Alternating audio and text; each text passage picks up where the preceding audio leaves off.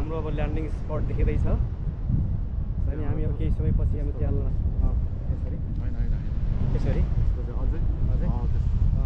हाम्रो landing spot पनि देखिँदैछ। म त कता सूर्य यो घामलाई पनि नजिक देखिरहेको छु, सूर्यकै नजिक पुगे जस्तो आभास भइरहेछ, त्यस्तो फिल आइरहेछ। जो कोहीले पनि लाइफमा एकपल्ट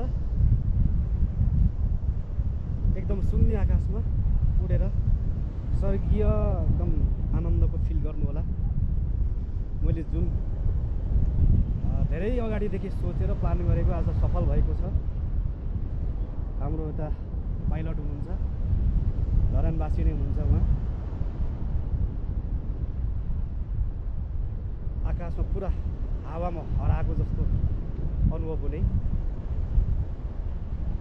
एकदम धरान सुन्दर धरानको अवलोकन गर्न पाइयो।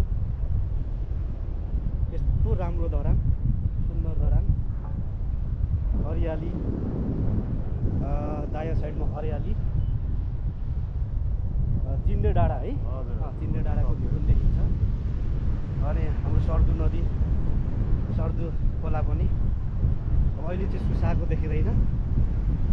वहाँ एकदम राम्रो भ्यू, एकदम राम्रो भ्यू। स्पष्ट धरान धनकुटाको यो मदन भण्डारी राजमार्ग देख्न सकिन्छ। अगाडि सप्तकोशी पनि देखिँदो रहेछ क्षितिजमा। अनि हाम्रो तीन कुनेको 4 कोसे झाडी अथवा जङ्गल पनि देख्न सकिन्छ पुरै क्षितिजमा। सबैभन्दा राम्रो दृश्य भनेको धरान सिटीलाई देख्न सकिन्छ। एकदम खाल अथवा कचौरामा बसेको जस्तो देखिन्छ। दुई साइडमै हाम्रो यता दायाँ साइडमा सर्दु, अर्को साइडमा हाम्रो सेउटी खोलाहरू देखिन्छन्। त्यसै सुन्दर धरान।